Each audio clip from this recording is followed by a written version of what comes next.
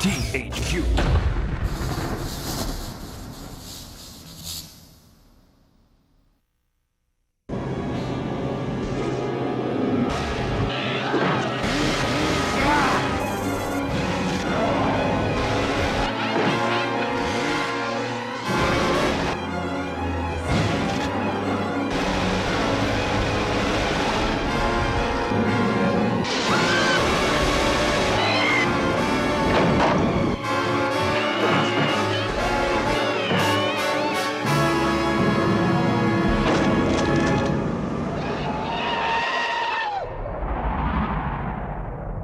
Well, I really enjoyed working on Evil Dead Fistful of Boomstick because it was a little bit of a trip down memory lane. This is a game where, you know, we really wanted to try and capture the movement and the action and just the overall kind of over-the-top, overwhelming, you know, kind of action that, you know, you get in the movies.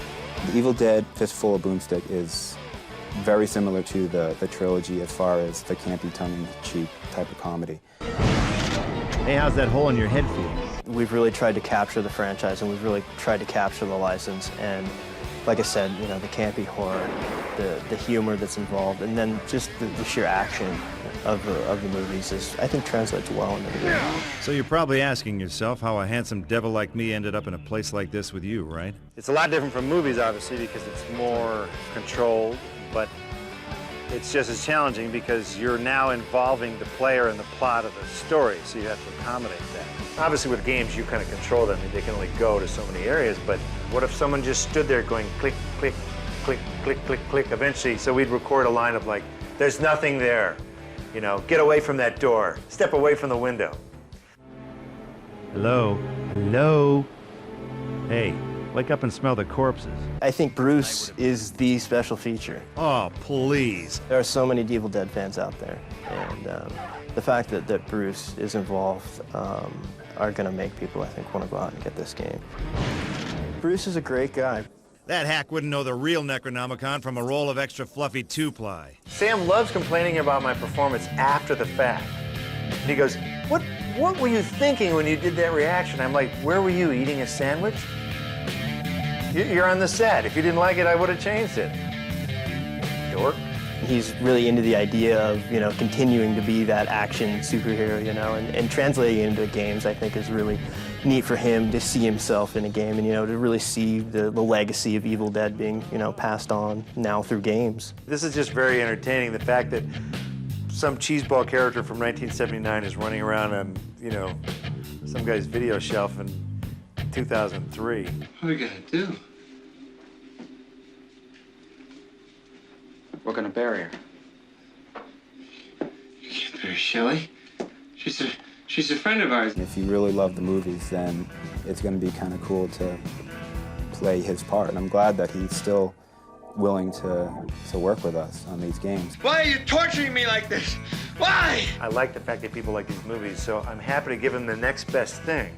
You know, Sam's making Spider-Man now. It might be a little tougher to get that Evil Dead 4 cranking out. So in the meantime, yeah, seriously, I'm really sincere when I say that this is the next best thing. You got the guy with the saw and the witty barbs, and he's running around with chainsaws, shotguns, and monsters. To make a long story short, I was sent to hell and back then back again. And again. The game is basically, it's complete action. It's a lot different than the games prior, Evil Dead game. If you're familiar with the games, there are deadites, which are basically corpses. There are that come to life, and you get about 30 that can attack you all at one time, and they'll just be all over, jumping through walls, coming out of windows, and you know, there's surprises like in every turn, every corner. One of the things that people really got excited about with this game was dismemberment, you know. Being able to lop off somebody's arm is completely gratifying after a 16-hour day. I think that, you know, the combo moves, being able to impale somebody, being able to just see blood fly, that's what the fans are really looking for. You know, just the cheeseball blood spattering, and just you go, ugh! The weapons are actually probably my favorite. Ash is the type of guy that's going to go into a hardware store and he's going to look around for the nearest thing that he can kill a deadite with. Every weapon within the game is upgradable. If it's a flamethrower, for instance, there's different upgrades for the flamethrower.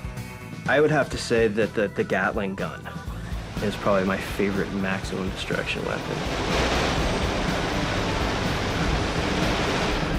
The chainsaw is definitely the #1 thing that you use throughout the game, and it's going to be fun throughout the time.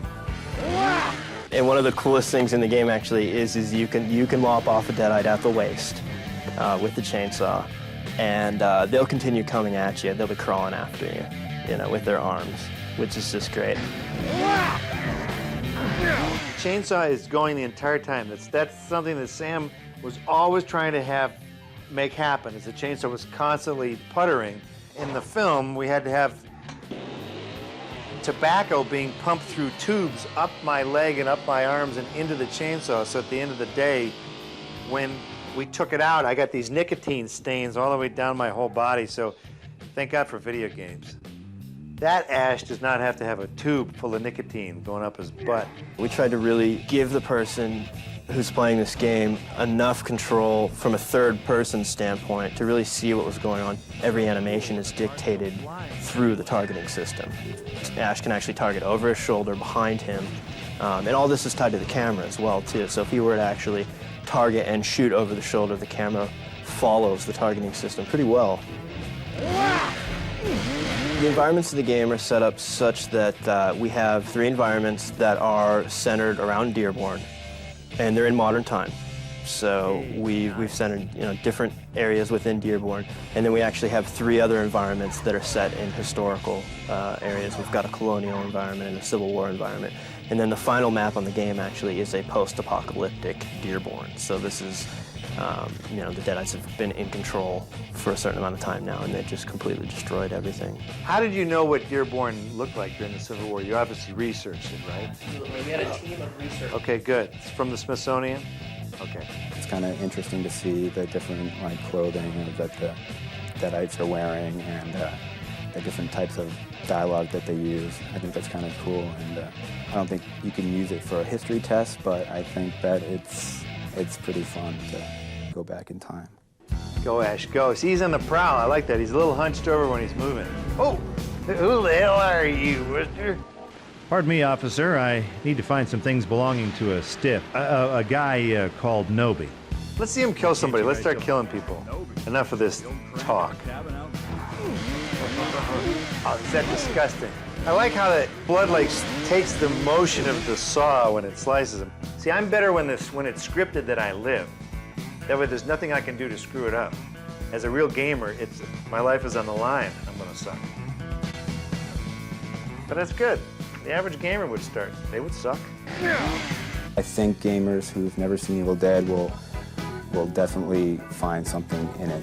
If they like violence, if they like puzzle solving, if they like just having a bunch of enemies or on screen at once, I think they'll like it. We've really given them as much of the gore and as much of the action, as much of the intensity of the movies as we had originally planned, and we really transferred a lot of that all the way through to the end. There's always the next game. I think everyone that works in production will admit that when they make a game, they see things that they would just love to throw into the next game. There's a lot of ideas floating around, and I think once we do have time to actually sit down and catch our breaths and you know, get back to the drawing table, that there's a lot of extras that we would like to see go into the next one. We really just want to keep taking it to the next level. You know, we really want to keep improving and really, you know, giving the gamers out there as much value as we can.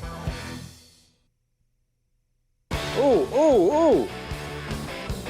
Good. See, now that's smart. It's a shotgun over the shoulder routine, you know, with a little flip in there. Yeah, now you're talking.